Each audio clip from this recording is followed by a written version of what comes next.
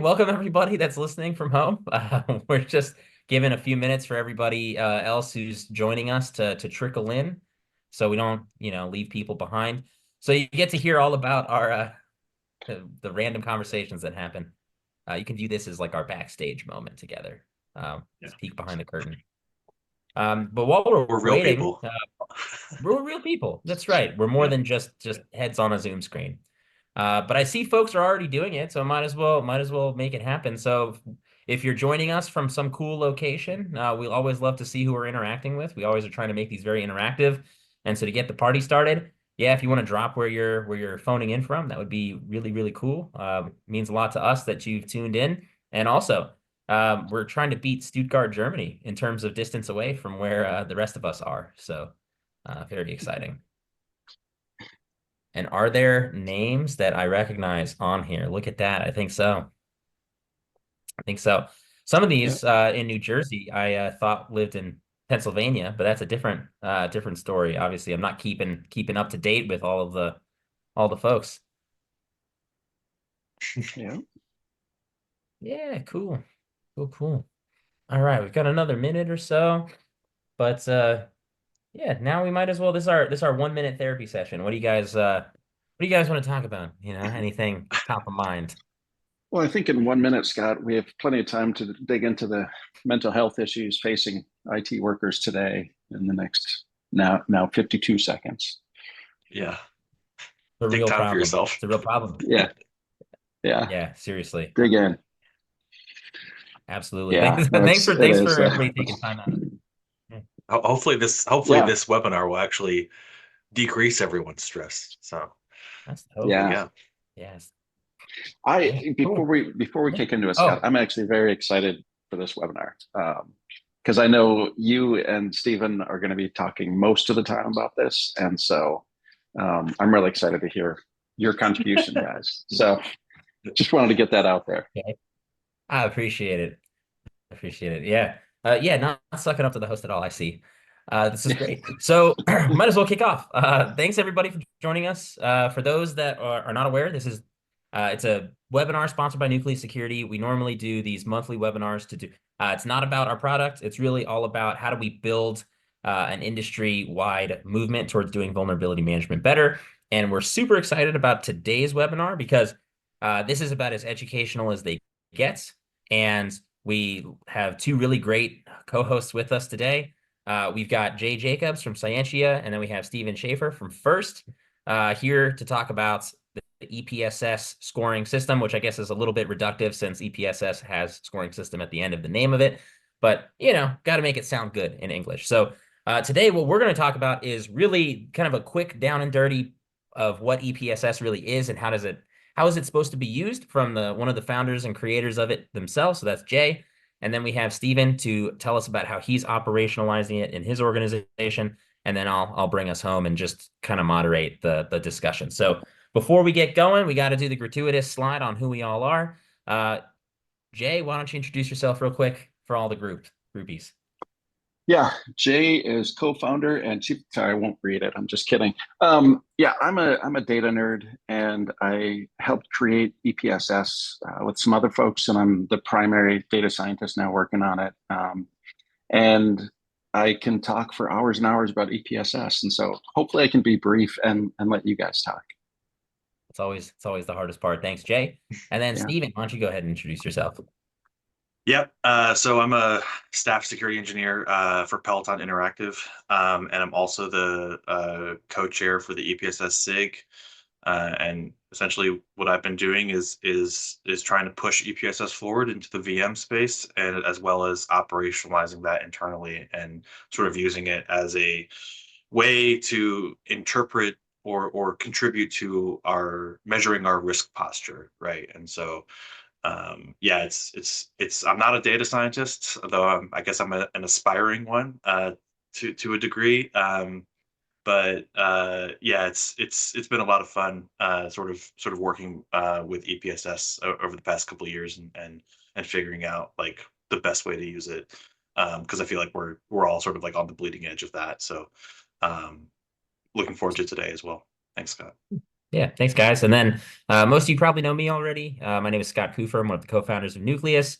My background is DoD and security engineering and all things vulnerability management. So that is our introduction. And we have a lot to talk about today. We normally try to keep these webinars to between 30 and 40 minutes just because we know that we're not here in high school anymore, so we don't need 50-minute periods. So we try to keep them relatively brief. There is a lot to cover today, so I'm not sure if we'll be able to meet that goal that we normally have because we all three of us here love to talk about it. So we'll probably do some deep dive stuff. We also have we'll link out to areas where there's other research where you can deep dive on your own as well. So like we're gonna try to summarize as best as we can. But like I said, there's a ton here. So everything around what is EPSS to a new concept that Stephen and Jay are working on called EPSS sub G. We'll get into that. How do you visualize that on and make that work in your organization? And then how do you actually leverage EPSS in a broader prioritization strategy? So there's tons of conversations that I know Jay has all the time with folks around how to do this. And so it's going to be awesome. But as always, this is meant to be interactive. So if you have questions, please drop them into the chat. We'd rather answer them in flight rather than wait to the end. Because it's really a lot easier to manage them that way. And it also keeps it a lot more interesting to everybody else as well. So there's our main introduction. And with that, I want to hand it over to Jay to talk about what is EPSS. Jay, take it away. Great, thanks, Scott.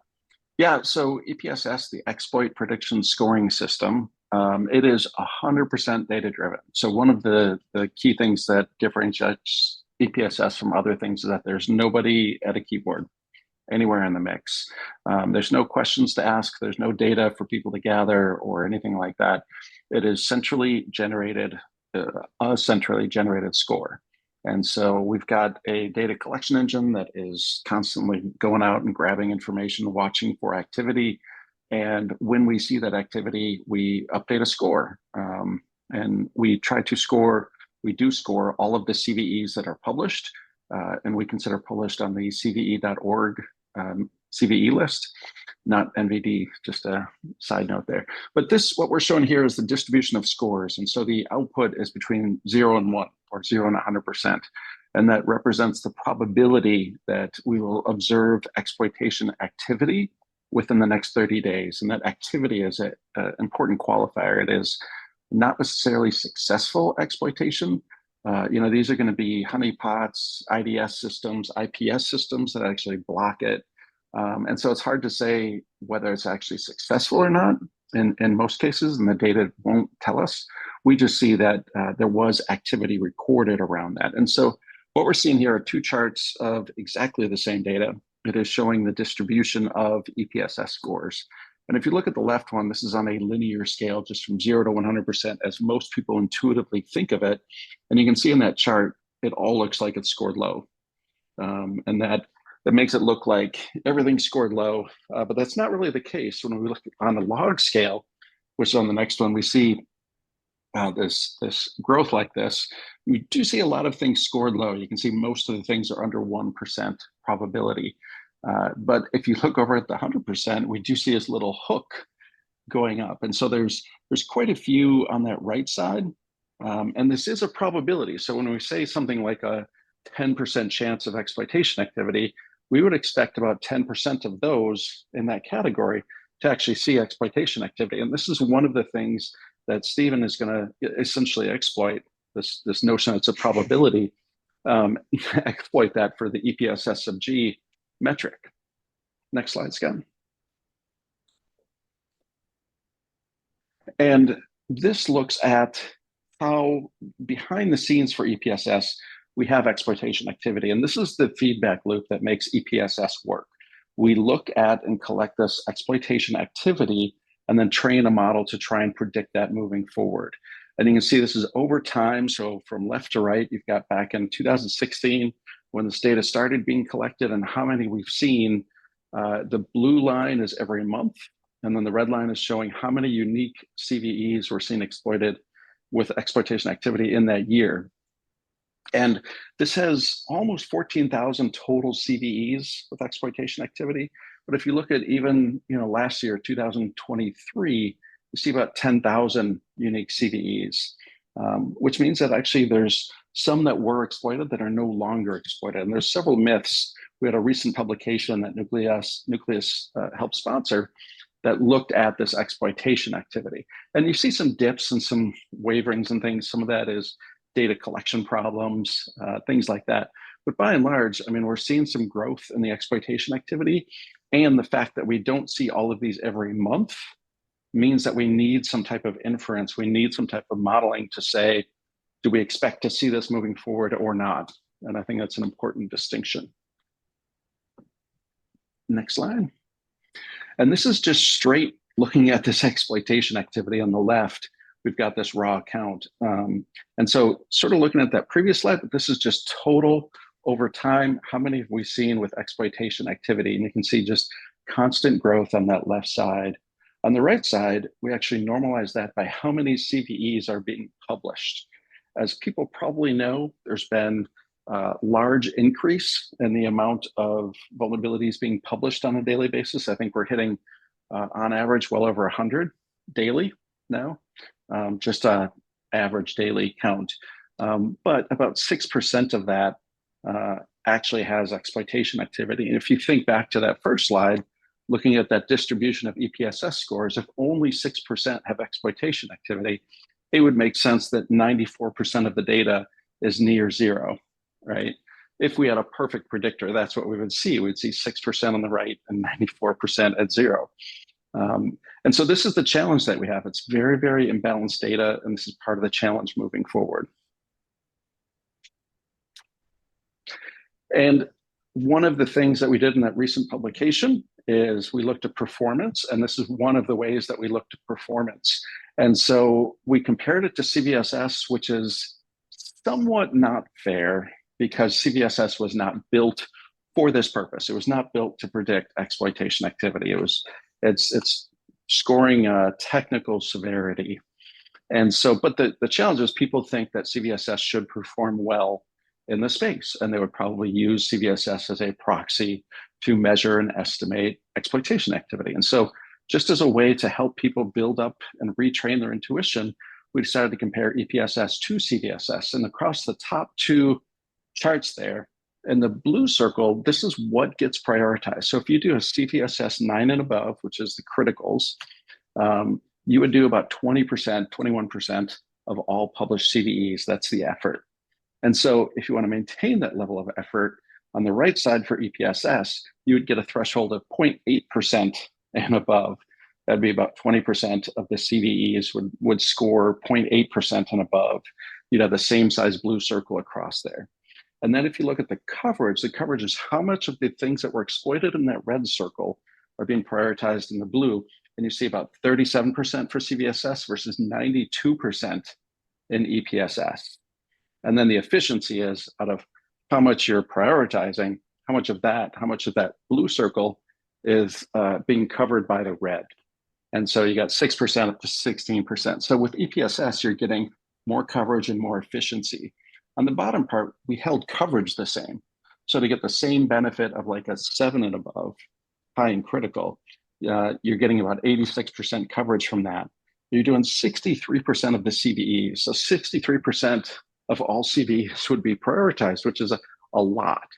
As opposed to EPSS, where that same coverage, now you've got 10% effort versus that 63%. So there's a lot of benefits strictly from this exploitation aspect.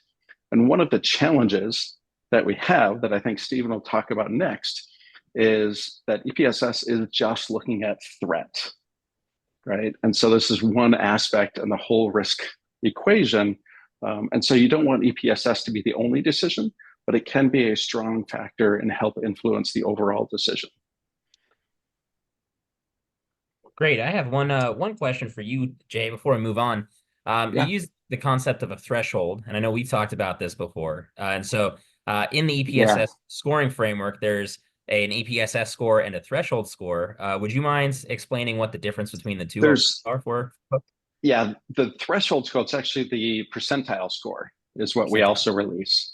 And so that percentile represents how many published CVEs are at or below this particular the one that you're looking at, the CVE that you're looking at. And so what that tells you, so like because the EPSS score is so skewed, so many things are scored low, maybe some people want to know what is the top 5%, top 10%, something like that. So like if you look in the top right, you see at 0.8%, we see an effort of 20.8%, meaning 20.8% of all of them are scored 0.8% and higher, meaning that the percentile would be, what would that be, 79.2% percentile. And so those are the two things that we publish, essentially, what is the score and where does it rank in there. The threshold stuff is we've talked about it quite a bit, Scott, and that's a big discussion, talking about where do you set thresholds. And so EPSS does not officially state where you should set thresholds because it's a risk statement and there's other things around that. And so, yeah, the thresholds are out there, but we hope that people can pick their own based on their risk tolerance. Okay, great. Yeah, most of our customers, I would say, leverage the percentile as the main kind of where they set their thresholds. They don't set the score necessarily because the threshold can change day to day. And so they look at the top X% of EPSS scores and then tie that to the vulnerabilities in their environment, which is then tied to asset and business criticality. So that's generally how we would see it operationalized. So we'll talk a little bit more about operationalization here in a moment, at Stephen will. But one last thing for you, Jay. You've mentioned a couple times a report. Would you like to, explain where people can go find it, since it is a free report that you can access? Yeah, where can people find it? Yeah, so it's a report that came out, I think 2 weeks ago now, 3 weeks. Something like that. And basically, EPSS is a community-driven approach. All the scores are available to the public. And it's through FIRST, the FIRST.org website. And if you go to first.org/EPSS, you see the EPSS Special Interest Group. The report itself is listed on Cyentia's website, which is Cyentia, CYENTIA.com/ I think it's EPSS report. We'll get it in a chat. We'll get that in a chat here in a second. But it's free to download. There's no registration wall. You can go grab it. And there are a lot of really interesting data visualizations in there. I say with complete bias. Yeah, exactly. Hey, I mean, I'm biased on that front too. I'm biased to agree with you. And yeah, excellent. Thanks, man. I appreciate it. And then now we are going to turn it over to our resident operationalizing EPSS expert, Stephen. So over to you. Yeah, we'll just pop into the first slide, and I'll start there. But essentially, so we have this slide. It has code on it. Don't be afraid of that. I'll get to that.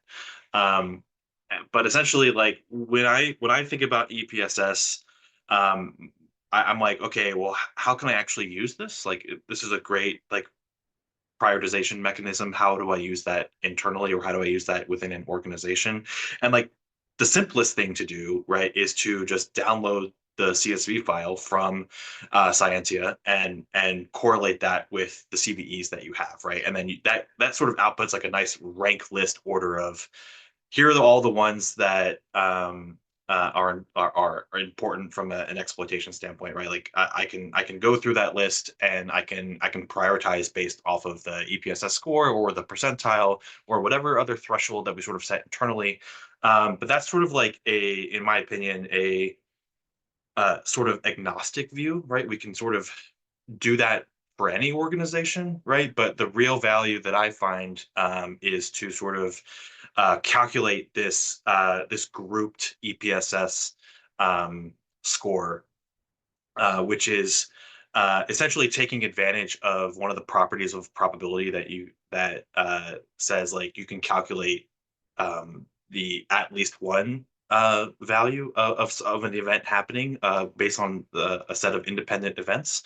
And so we can sort of apply that to like an asset, right? And I'm going to use the asset grouping sort of like as my example for the rest of the webinar. But if we say take all the CVEs on an asset, we can calculate, well, how likely is it that at least one of those is going to be exploited in the wild or have exploitation activity associated with it in the next 30 days.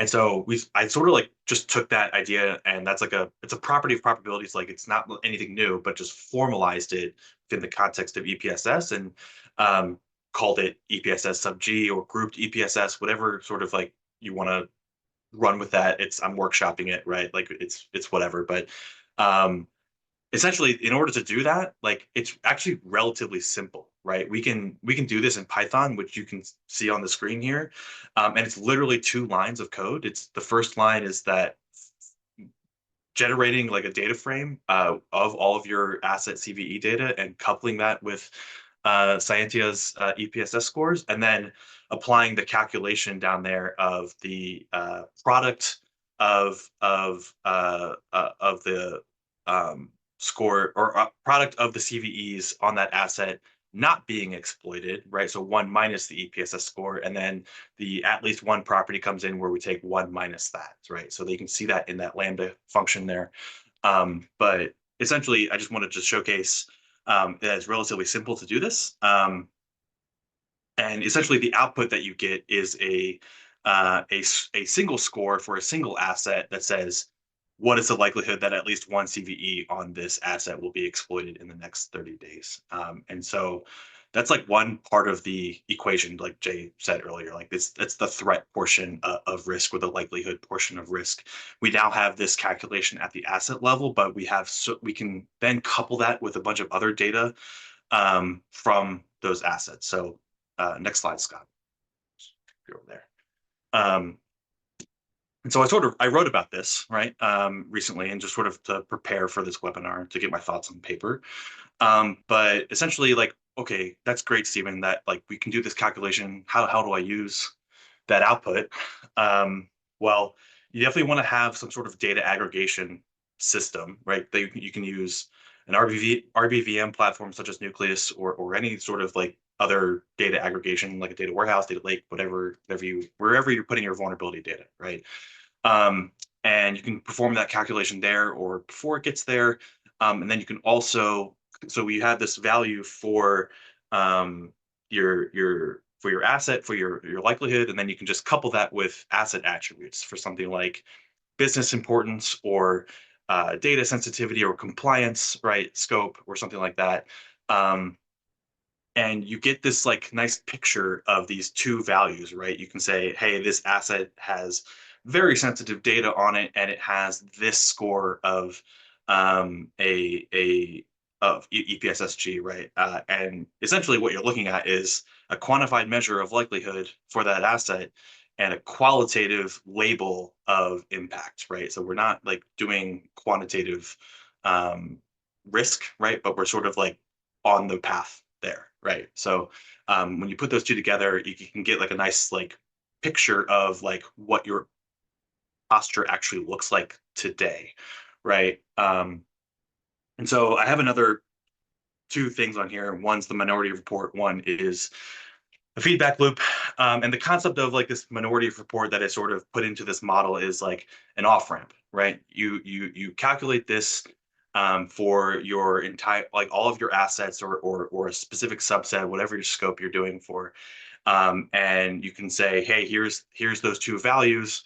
But you might also have other things that the organization might deem as important, or you want to integrate CVSS, or you want to integrate any other like um, uh, thing that the organization might want to prioritize, right? Essentially, it's an off ramp to say like, yeah, that's fine.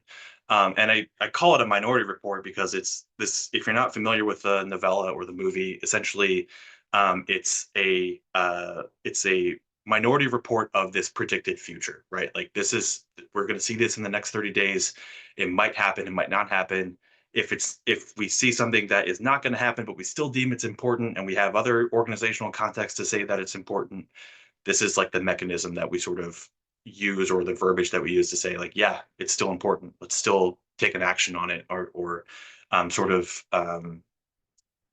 do something about it, right? And then the feedback loop is essentially, yeah, like that's great. We have an off ramp, but like, can we then recodify that back into the model, right? Into our organizational model? Can we say like, yeah, we want to focus on these things, So let's put that back in and make that a part of the next iteration of this sort of thing. So I know I just threw like a ton of like information out there.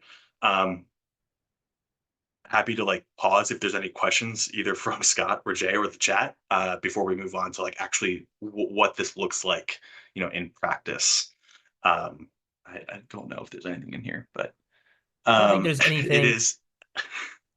Yes, related. I Ben, have a question for you it though. is EPSSE. So go ahead, Scott. No, I have some like jokes that are just they're like too not funny to share. But there's so many jokes off of that, Ben. So thank you.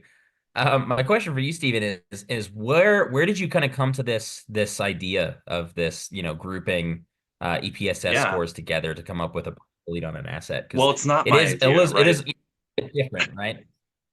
Yeah. If you It- look at the like the EPSS guide or the user guide on the first website, right? Jay and his team did put together this concept, right? You are able to scale EPSS to different slices of your data, right? Like you can do this at the asset level, at the subnet level, at like the network level, at the enterprise level, or any other like organizational, context that you have. You can even do this like within containers, and like this layer of this container has this grouping value. Um, but yeah, it's essentially like I saw that, I was like, this is interesting. Let me like do a little bit of my own research on what this actually means, right? And how this would actually work in practice. And so I just sort of played with our data and was able to do this, right, and get this outcome that um I think is valuable, right? So it's more so like, yeah, it's a math thing, it's a probability thing. I had to go figure out what probability actually was, which is not, it's not for the lighthearted, right? You have to sort of dive into that. As someone who's not does not have a background in statistics, so it, yeah, it took a little bit of effort, but I think it's worth it in the long run. So And just to add to that, as we produced the EPSS scores, we talked about what could we possibly do, and we talked about probability being a really, really good thing to output because you can do math on it, because you can do exactly what Stephen is doing here. And we all know, having been in this industry, that it's really hard to take two CVSS scores or an asset that has multiple vulnerabilities and combine them all into a single score. How do you combine a CVSS 5.2 with a 7.1 with a 9? I mean, it's very, very difficult. And a lot of people just end up averaging them, which has its own Or challenges. But taking the math. this is Yeah. a great benefit. Yeah. yeah. Yeah. So yeah, next slide, and we actually see this visually, right? Yeah, this is a plot, right? Just using Python library or plotting libraries, right? And this is sample data. This is just I think I randomly generated it. But essentially, what you're looking at is a distribution of that asset EPSSG score between 0 and 1, just like we were showing with the raw EPSS scores. And what I've done is I've overlaid that asset attribute of data classification onto that, right? So you can see there's varying, and also between 0 and 1, I've binned these. Like it's a histogram with 20 bins. So I mean, there's caveats with that, right? But it's a picture that sort of tells you visually, this is what my posture sort of looks like if these bins are correct, right? And I can see that there's, again, most of them are in that 0 to 0.5 range, so 0 to 5% range. And then there's some bumps on that valley over to 1. And we can see things spiking up towards 100%. And what I sort of take away from this, right, is okay, I want to move things from right to left, right? I want to shift things left, and I want to really focus on the things that have a data classification of critical, right? It's red, right? So look at the red, move it to the left.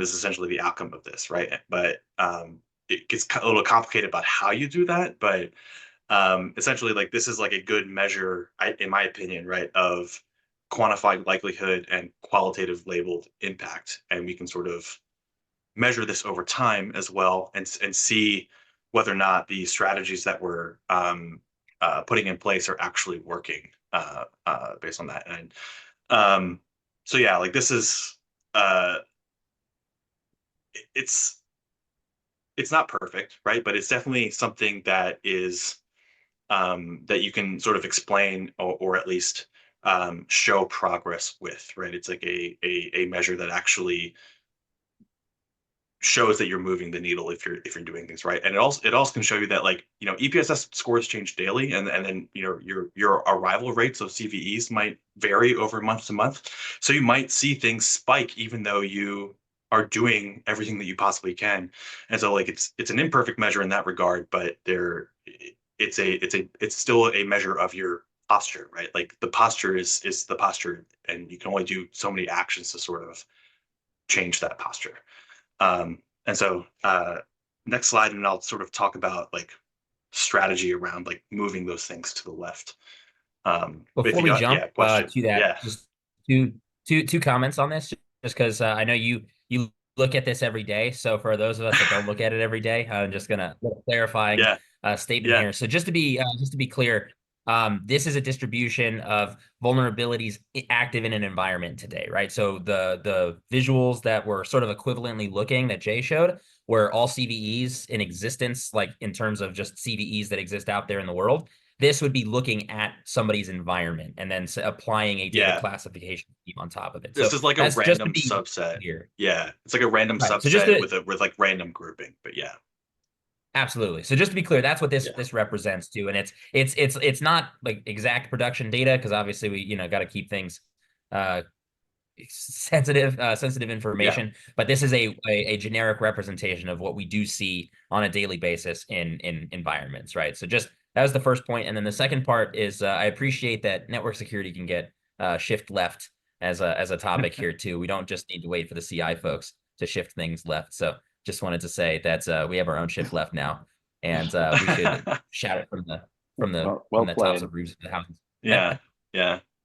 Yeah. Um, so anyway, like, um, how the hell do you do anything with this, right? Like, there's a distribution, and you have bins. Do you want to move the values in that bin, or do you want to just try and reduce things, as much as possible?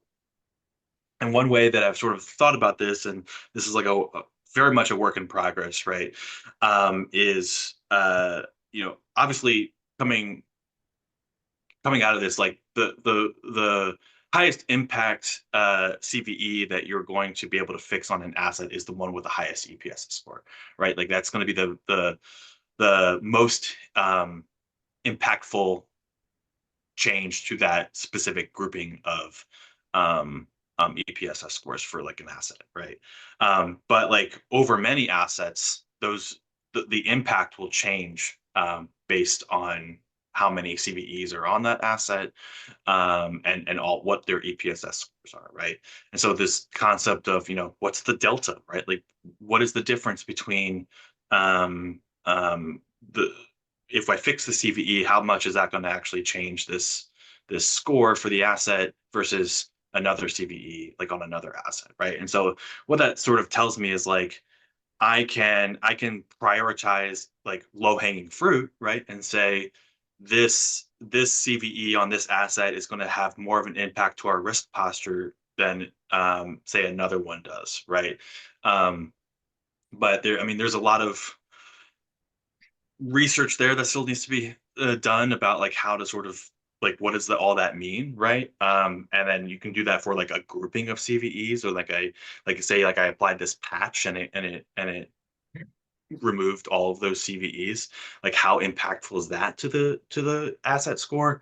That's a little compute heavy, because you sort of have to do a lot of calculation to sort of do that.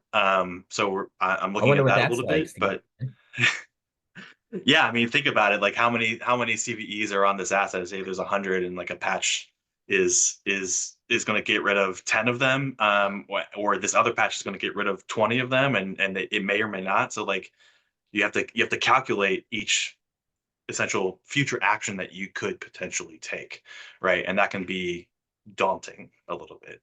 But in the world of Luckily, distributed there are cloud people out computing, there that do that. yeah, like we can do that, right? When in the world of distributed cloud computing, it shouldn't be that big of a deal. Like we can sort of take advantage of that. Um, it's just, can't do it locally on your machine. I would not advise doing that. Um, so and then the other portion of that, which is I got feedback from the article that I posted, was there's this idea of uh, power intervals, like of that group score. Like it's not necessarily cut and dry about like which ones are going to be most impactful based on like a um a value between the first or like the delta value, right? Like you could reduce something from like 999,000 out of a million to 99 out of 100, and like that is impactful, but like it might not show up in that distribution that we're looking at because we were looking at a linear distribution, and we could look at something more logarithmic. To Jay's point, like we can sort of take advantage of the logarithmic nature of EPSS there as well. But that's like a future sort of thing. But yeah, there's like a lot of strategy research to sort of figure out how to best operationalize that. But in general, like the key thing to do out of this is like do it for a single CVE. You can see the difference. Start there, right? So yeah, that's where I'm at. All right. Awesome, man. Yeah. And thanks for sharing. If you can't tell, Steven's done a lot of work in thinking about this stuff. And this is why we love having folks like Jay and Stephen on, is because, obviously I sit very much in the how do we operationalize all of this stuff at scale in organizations. And we need folks to be able to think deeply about this and come up with all the right answers for us so that we can just leverage all the work that they're already doing. So where my role in all of this is going to be, how do we take all this super deep academic, amazing work that Jay and Stephen are doing, and how in general do we see it actually getting applied kind of in a dumbed down version, right? It's like there are many steps of maturity on the way to implementing different systems like this. And, at Nucleus, we've seen them all, most of them at this point. And so how do we think about like taking it, and I personally wasn't the best at math in high school and college. And so how do we take something that's, these sort of theoretical logical concepts and apply them to really what we see inside of organizations? And at a very high level, the first thing to note is that EPSS is an incredible tool, but it might not be the tool that you lead with in your prioritization scheme, right? So what I have here is a very typical, I would call it a typical prioritization strategy within an organization, specifically in a large organization, right? And you really think about this at a high level. What is it that we truly care about, right? And so the first thing that we care about is, we have our public facing assets that are super critical and important to the business. We've done a threat model on them, and there's a critical whatever vulnerability on there. We know it's actively being exploited, and you have that layer of vulnerabilities. And so we would call that your validated exposures, right? So before you even start thinking about EPSS, which is what could happen, it's generally best to start looking inward and saying, what is happening, right? And then once you get through the what is happening and you're comfortable with your risk posture and risk profile there, that's where EPSS can really come in handy with the what next question. And what's interesting about this is that there's a very strong correlation between high EPSS scores and active exploitation. And so you can leverage EPSS kind of as a blunt force object to say, hey, we don't have subscriptions to threat intel vendors. We, don't necessarily think that the SysAkev has full coverage over our industry. And you can leverage the EPSS system as a tool to start to predict what is currently actively being exploited as well. Because it turns out when you're pretty good at predicting exploitation, it's pretty good at predicting what's actively being exploited as well. So in general, though, what you'll see is that there's generally like a 4-tiered model to your prioritization strategy. And you start with your what's currently validated exposure. So this would be like, we've done a pen test. We actively like know that this is a thing that can lead to remote code execution, and it makes us very uncomfortable. And so we're going to start there. And normally what we see is there's a very, very small subset of vulnerabilities in an environment that meet this criteria. And so this would be a combination of factors that you decide based on your threat modeling. And, for every million vulnerabilities, you might have like 6 or 10 of these types of vulnerabilities. The ones where you really want to drop everything and text your CISO and die on the hill to ask for funding or like make a change immediately, right? And then from there, you go into your second tier, which is the, hey, there's nothing publicly facing, or there's nothing so bad that we want to go and text our superiors or the board of the company. But we want to be able to say, let's look at what's currently actively happening out there in the wild, and how does that apply to us? And so active exploitation is generally where we go next. And then the third category is that, well, how do we get really efficient, and how do we get really good at fixing stuff that has not happened yet? And this is where EPSS really comes into play. And so what we're going to do is we're going to kind of double click into the third category here to really explain how like we take this EPSS sub G or gamma or however we're going to call it now, based on the information here. But how do we leverage this and apply it in an easy way? And obviously this would be like one of the like easier ways to do it, but you can go super deep, super mathematical, super like academic on it, and that's really great as well. But if you're looking for some broad kind of guidance, what you would do, so imagine what we're looking at is a zoomed in picture of that third category, right? What we called the predicted exploitation would be like sort of the next tier of what do we work on next. And what we're showing here is something that was called a decision tree. If you're not familiar with decision trees, go check out CISA has some guidance on this. There's something called SSVC out there too. But we're just using this for illustration purposes. You can, do it a whole bunch of different ways, but I love just the simplicity of showing a decision tree. So you would take something like an EPSS score over on the left-hand side, and we would see, the EPSS percentile, or the threshold, in this case being above 90%. So it's in the top 10% of all CVEs. Now, because we're a platform that looks at data that has been generated in your environment, these are vulnerabilities that you have. So which vulnerabilities do I have that are in the top 10% of all vulnerabilities in terms of probably going to be exploited in the next 30 days or so? And then you look at it and you go, great, we have our list, let's call it 100 vulnerabilities. And then you can classify them into different bins and categories to make it really easy to say and tie them to SLAs, for example. So I think there was a question around the almighty SLA. And the trick with SLAs is tying them to something that is meaningful, right? We're trying to take a very like ITSM, contractual legal approach to remediation, because that's how it's just a tool to get work done in an environment. And so SLAs really live and die by the quality of the SLA. So if you look at the fix all criticals within 30 days, that's really a challenge for most organizations. What we see, the average for criticals is around 65 to 70 days to fix criticals. And that's if they just work on criticals, which is also not the norm either. And so how you build your SLAs really makes a difference. And what we generally find is that if you tie SLAs to something like this, like a decision tree, it actually is super provable, super easy to communicate. Then you don't have to talk to the board about math either, which is a big benefit.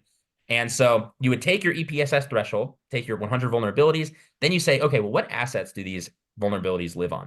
And then you can do a basic classification, like Stephen was talking about before, and say, well, this asset is super important. This asset is all dev environment stuff. We don't care. Let's filter down. And then you have kind of sub decisions that you can make off of that and say, great, well, what's the sensitivity of the data? So if you have a 100 vulnerabilities, 10 of them are on critical assets, and then another 5 of them those critical assets are processing extremely highly sensitive data. That's a really easy way to say, hey, we should probably fix those before we fix the ones that are even on critical assets, but we're not processing sensitive data. So you can really take EPSS, which has all of the built-in probabilistic scores into it, and then just use it to apply really simple logic to kind of figure out at a high level what you want to do, so you can get really precise with your SLAs. So you'll even see that we have like standard patch remediation all the way up to 48-hour remediation. Like you can apply SLAs to that, and then you can measure against that. And it's a really easy way to do it. We've seen this done hundreds of times over. And this is normally where folks would start when they want to get dip their toe in the water with getting more mature in how they precisely, prioritize vulnerabilities. while at the same time, not going overboard with let's give everybody thousands and thousands of tickets, which, you know, is a pain, right? You need to make sure that you build the trust and you have not a lot of false positives, all that sort of fun operational stuff. So that's what we see at a high level.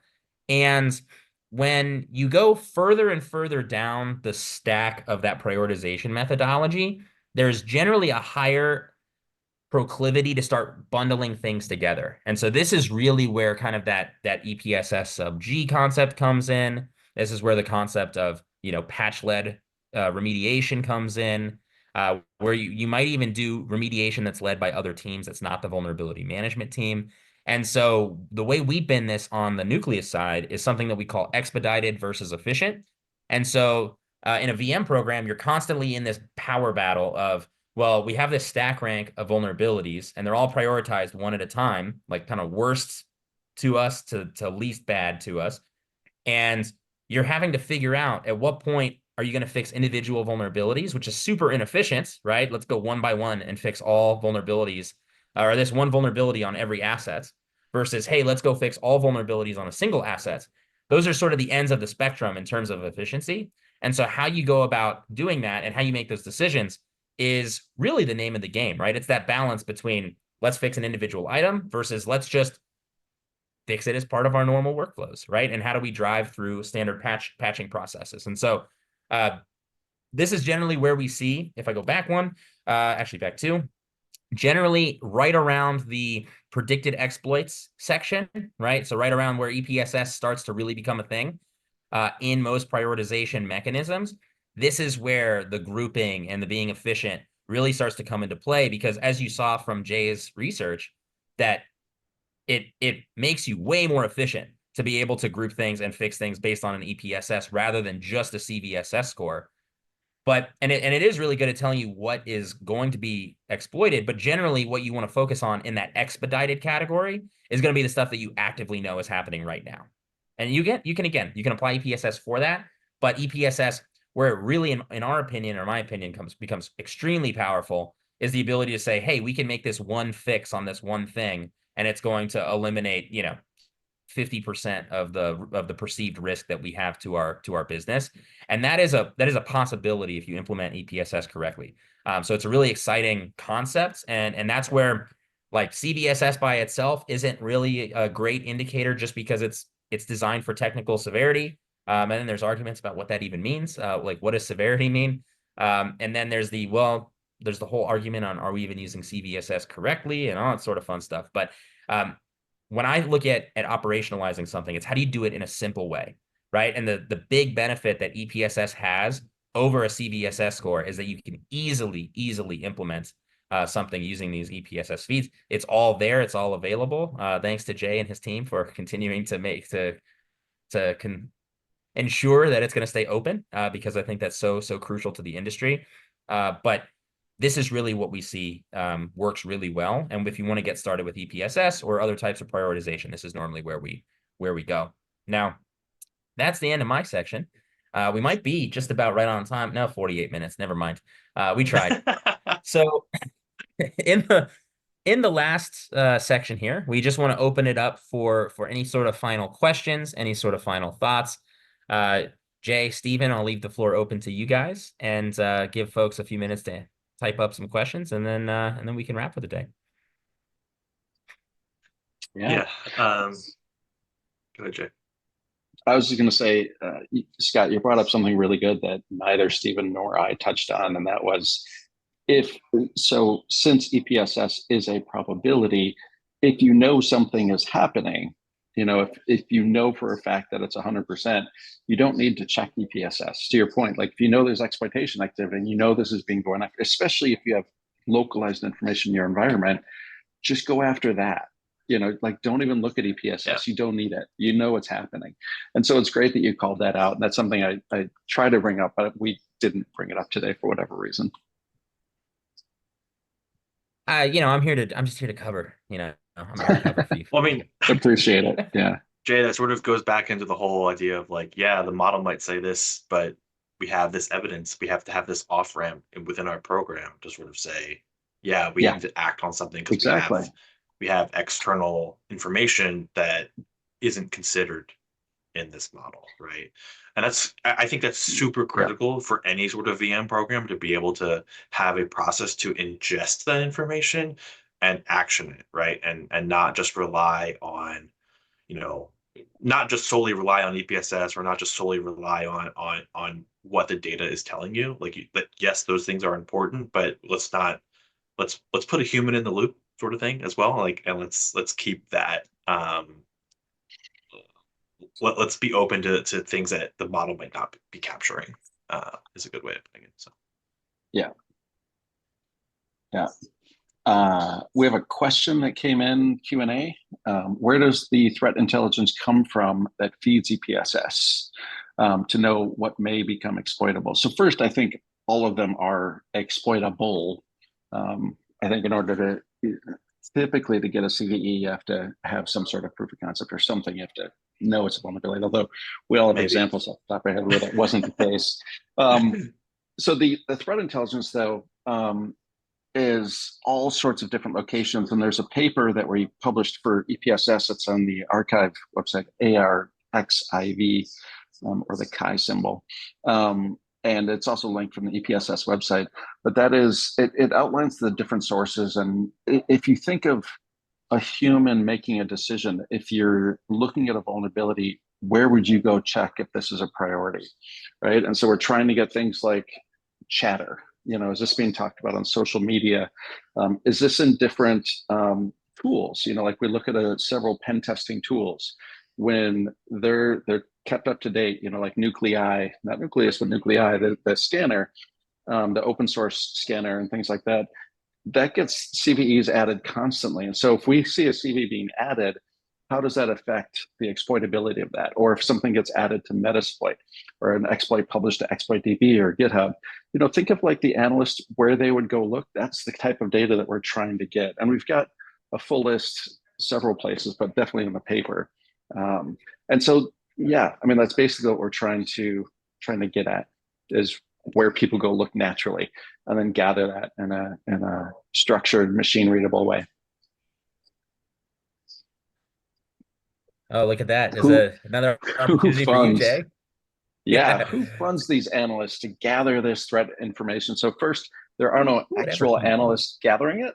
And so far this has been, I think how do we frame this? Volunteer driven. And so Cyentia, the company that I started several years ago, has been donating essentially my time and their compute resources to go gather the threat intel and score it and do all the stuff. And so a lot of this has basically been donated, by and large, my time, et cetera. One of the ways that we hope to try and recoup these costs was the report that we just released. We try to get sponsors for that and trying to cover some more costs. But we're looking at a different model moving forward. I don't know. We'll see. But basically, it's a volunteer effort. And so if you're interested, we've got the special interest group for the SIG. Stephen and I are co-chairs on that. And that's going to be taking an interesting turn as well, I think. Not a turn. It's going to have renewed focus in what that SIG is going to be delivering. So that's going to be exciting. But yeah, that's where that's coming from. Yeah. So. Yeah, we're I know we talked about having partnerships with some vendors as well, like throughout, right? There's some interesting data that different folks have, like like us, for example. We have some interesting data that we can potentially partner with EPSS and Cyentia on. Obviously they're doing great work, so we love to sponsor when we can. That's why we're part of the report, because gotta help Jay keep the lights on over there, so we can keep getting great stuff out of there. But yeah, it looks like there's another question for you, Jay. All right, we'll just keep going. Are there any plans to do EPSS scores for non-CVE vulnerabilities? Think CNVD. This is, I would say, there's an aspirational plan. The challenge that we have is one of the benefits of CVEs is a common language across all data sources. As soon as you move away from non-CVE, there are other things we can do, like maybe the GitHub Security Advisor ID, Red Hat has their own ID, OSV, there's all these different databases that have their own IDs. But as soon as you get into non-CVEs, essentially it becomes Wild West. And it's very, very difficult to take one data source, like Metasploit, how they write an exploit. If there's no CVE in an exploit, how do you combine what they call it with how some other tool calls it? It's very, very difficult and very, very manual. And that's something not currently in EPSS, but we would love to do that. And we are constantly trying to find ways to do that. Do you have anything to add to that, Scott? I was going to say, you could just argue that we're in that exact boat right now with like risk scores. Even the whole proliferation of RBVM in general has been, in a weird way, it's almost a step backwards from the whole CVE, CVSS initiative in the early 2000s, right? The whole point of CVEs was to be able to have a common way of describing vulnerabilities so you could share information. And then CVSS was meant to be a common scoring system, right? It's literally in the name, common vulnerability scoring system. And so what's interesting is that we're in a position where a specific, like different vendors will score vulnerabilities and CVEs differently, and they use that as a selling point. But then what that means is that most organizations which are leveraging multiple tools to try to, figure out priorities, it's really hard to deduplicate and normalize across scores as well, which is where EPSS is really interesting because it's not about severity and risk. It's about exploitation probability. So that's something that you can use across the board, and then you can apply it as a filter on top of all of these different scores that you're getting from all these different places. And so in a way, the question around CNNVD is the same thing as, hey, well, what are we going to do about all these risk scores from all these different vendors, right? Every single cloud, CSPM has one.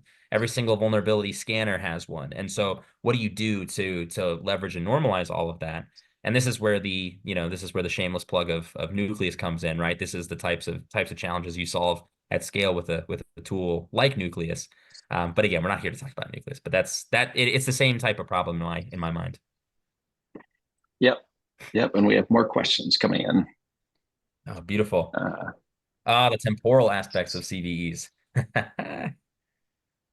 Yeah. Yes. The feed and temporal aspects. Larger public uses. Yes. The temporal aspect. I skimmed the question, Scott. I don't know if you caught the whole thing. Can you summarize it? I did. Yeah.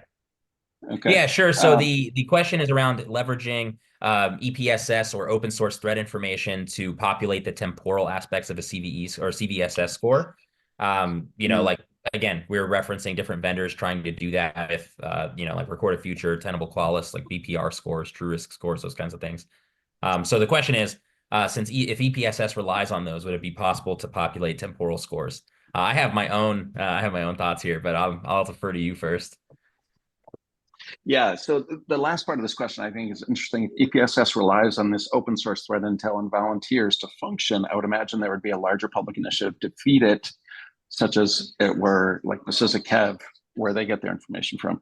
And this is the volunteer driven and open source intel. This is one of the things that we're trying to address in the EPSS group and trying to minimize any possible risk to consumers. But yeah, there is a push, like I've been talking with the CISA folks. They're currently an ADP, an authorized data provider, into the CVE data, and they're talking about putting EPSS into that particular aspect.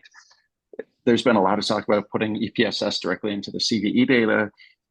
We'll see if that actually comes about. But the temporal aspect is really interesting, and EPSS updates its score daily. And so from that aspect, especially with CVSS, you could feed that directly in there. And that was a proposal for CVSS v4 that did not get ratified by the group. There's a lot of interesting discussion around the temporal aspect that we could probably have a different webinar on.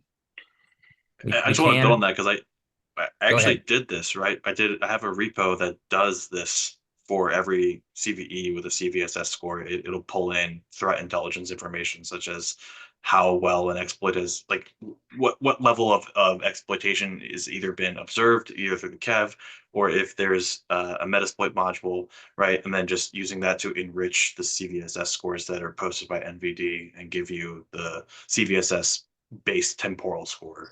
And spoiler, doesn't have that much of an impact, but it's a good, like if you're curious about how to do that, or I just put the link in the chat, so feel free to take a look at that as well. It's essentially just doing a bunch of data operations to do that. So Yep. just wanted to throw that out there.